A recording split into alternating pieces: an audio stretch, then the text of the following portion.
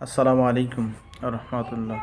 আমি আব্দুল্লাহ মৃধা। আমার ID code হলো 1334।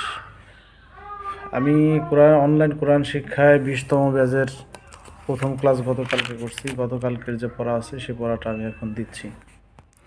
আরবি প্রথম অক্ষর হলো আলিফ।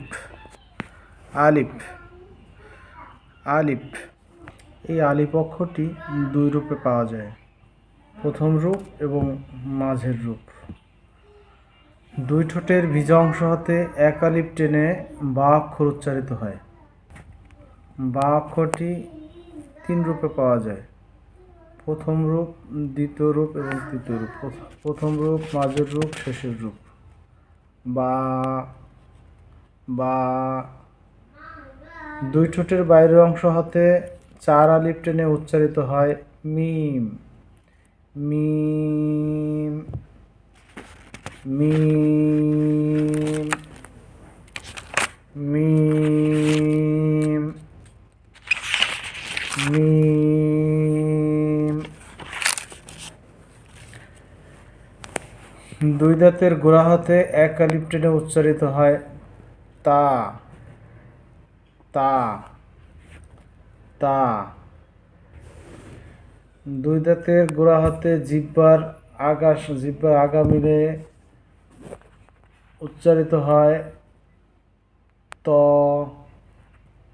ত ত। জিহ্বার আগা দুই দাঁতের গোড়ার সাথে লাগিয়ে তিন আলিফ টেনে উচ্চারিত হয় দাল। দাল দাল।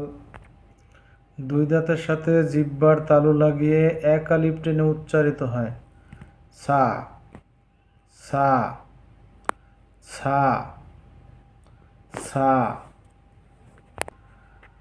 দুই দাঁতের গোড়ালি হতে জিহ্বার তালু লাগিয়ে এক আলিফ টেনে উচ্চারিত হয় জ। জ জ জ। জিহ্বার আগা দুই দাঁতের গোড়ালির সাথে লাগিয়ে তিন আলিফ টেনে উচ্চারিত হয় জাল। জাল জাল। গলা চেপে হালকা বাতাস বের করে এক আলিফ টেনে উচ্চারিত হবে হা। হা হা। গলা চেপে হালকা বাতাস বের হয়ে এক আলিফ টেনে উচ্চারিত হবে হা।